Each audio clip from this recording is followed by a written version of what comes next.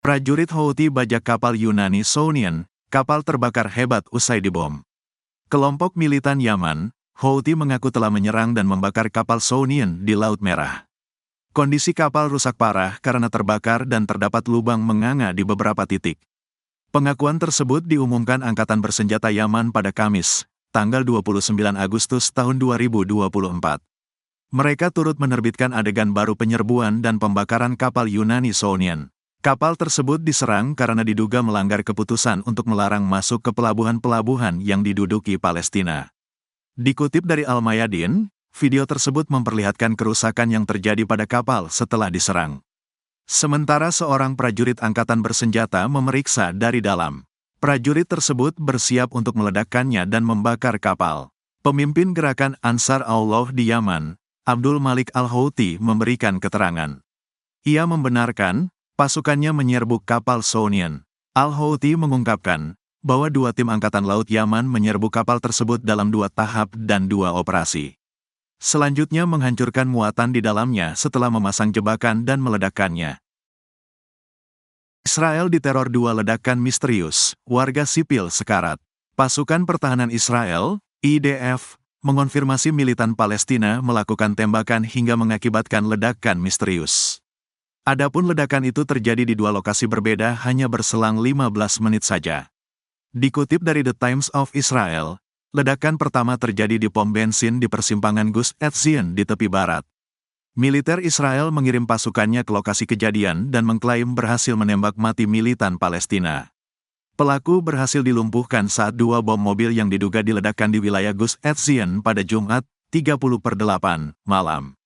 Bahkan beredar di media sosial yang memperlihatkan militan Palestina sedang ditembak IDF. Terlihat lokasi kejadian terbakar dan dilaporkan beberapa warga terluka.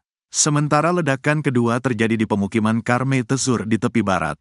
Sirine dugaan penyusupan langsung berbunyi saat militan Palestina melancarkan aksinya. IDF mengonfirmasi berhasil menetralisir tempat kejadian dan 1 tersangka ditangkap.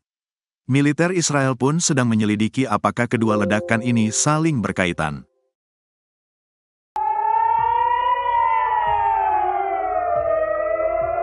14 roket Hizbullah hantam Kiryat Shmona, pangkalan intel IDF terbakar.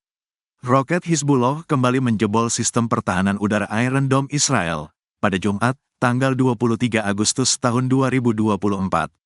Setidaknya 14 roket yang ditembakkan berhasil menghantam Kiryat Shmona yang diduduki. Akibat serangan tersebut sejumlah aset penting, seperti markas intelijen Israel habis terbakar. Video detik-detik belasan roket Hizbullah menghancurkan Kiryat Shmona itu pun terekam CCTV dan beredar di media sosial. Dalam sejumlah video, tampak roket Hizbullah tepat sasaran mengenai sejumlah bangunan. Seiring dengan ledakan tersebut percikan api juga berterbangan di wilayah tersebut. Selain itu sirine peringatan juga menggema hingga 6 kali.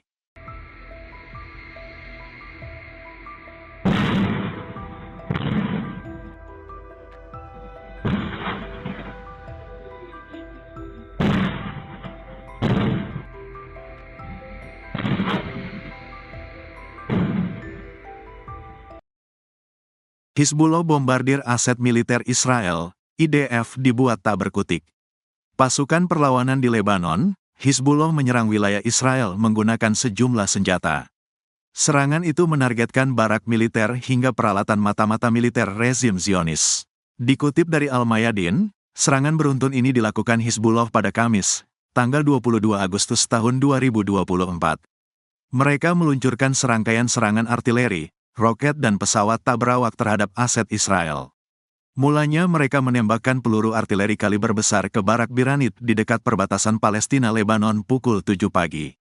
Sementara Angkatan Udara Nirawaknya meluncurkan segerombolan pesawat nirawak ke posisi IDF di kota pendudukan Kiryat Shmona. Pada pukul 11.30 malam pesawat nirawak FPV menghantam lokasi militer Jal Al-Alam.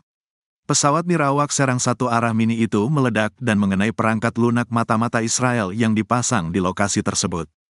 20 menit kemudian, Hizbullah menggunakan senjata yang tidak ditentukan untuk menyerang posisi pasukan Israel di lokasi militer Metula.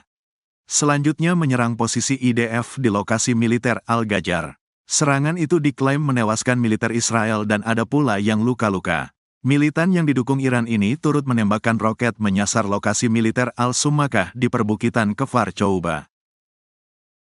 Tentara Israel tewas tertembak anti-tank di Rafah. IDF balik klaim bunuh 50 Hamas.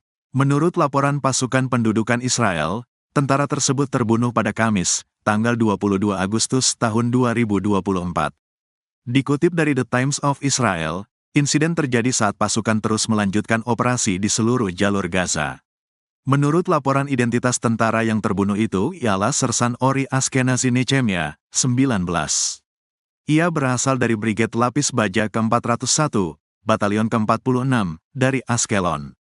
Menurut penyelidikan awal IDF, Nechemia tewas oleh tembakan rudal anti-tank di Rafah, Gaza Selatan. Kematiannya menambah jumlah korban Israel dalam serangan darat terhadap Hamas di Gaza dan dalam operasi militer di sepanjang perbatasan dengan jalur Gaza menjadi 336. Sebelumnya, IDF juga mengklaim membunuh 50 anggota Hamas. Insiden ini terjadi di lingkungan Tel Sultan, Rafah. Mereka juga mengaku menyerang depot senjata Hamas yang berdekatan dengan sekolah Salah ad-Din di kota Gaza. Warga Israel panik dihantam 1.200 drone setiap hari. Selama 10 bulan perang, militan Palestina tak henti-henti menyerang posisi Israel. Bahkan militer Israel mengakui bahwa wilayah Al-Jalil kini bak kota mati setelah dihujani drone berpeledak oleh militan Palestina. Dalam laporan tersebut dijelaskan bahwa militan Palestina telah menembakkan setidaknya 1.200 drone setiap harinya selama 10 bulan terakhir. Bahkan pada awal Agustus saja, wilayah tersebut telah disusupi sekira 40 drone ofensif. Dilansir dari Al-Mayadin pada Kamis, tanggal 22 Agustus tahun 2024, sejumlah serangan itu pun diklaim tepat sasaran. Akibatnya sejumlah pemukim dan tentara IDF tewas dan terluka. Ladang dan rumah-rumah di wilayah itu juga ludes terbakar hingga membuat kehidupan di Galilea lumpuh. Sirine peringatan bahaya pun menggema tanpa henti di Al-Jalil setiap harinya. Oleh karena itu ratusan warga mengeluh. Mereka mengaku frustasi dengan kondisi yang ada di Al-Jalil. Berapa banyak drone tak berawak yang harus kita hadapi di Galilea sebelum kita melihat garis merah yang dilewati pemerintah Israel.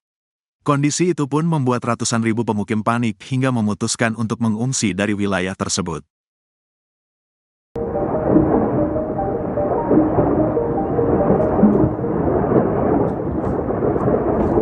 Hizbullah ratakan Israel, dihujani 100 roket Rusia. Hizbullah kembali meluncurkan serangan ke Israel Utara hingga markas pasukan pertahanan Israel, IDF. Setidaknya, 100 roket buatan Rusia digunakan Hizbullah dalam operasi militer kali ini. Serangan itu mengakibatkan rumah-rumah warga runtuh hingga kobaran api membara. Dikutip dari tribunnews.com, serangan itu diluncurkan pada Selasa, 20/8. Perlawanan Lebanon mengumumkan telah membombardir pusat komando divisi Golan Israel di Pangkalan Nafah. Serangan itu juga ditujukan ke resimen artileri dan Brigade Lapis Baja divisi Golan 210 di Pangkalan Yarden. Dilaporkan, tembakan roket itu mengakibatkan beberapa wilayah Galilea Utara terbakar membara. Hizbullah juga mengklaim menargetkan barak Branit Israel dengan senjata yang tepat. Laporan telah mengonfirmasi bahwa roket ditembakkan dari Lebanon Selatan ke arah Galilea dan dataran tinggi Golan Suriah. Hizbullah mengklaim serangan itu sebagai bentuk dukungan kepada rakyat Palestina di jalur Gaza. Bahkan pihaknya menyebut akan ada serangan terus-menerus dari Lebanon selama IDF menginvasi warga Palestina.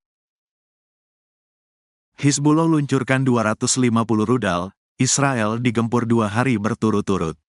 2 hari berturut-turut pasukan perlawanan di Lebanon, Hizbullah meluncurkan serangan ke wilayah Israel.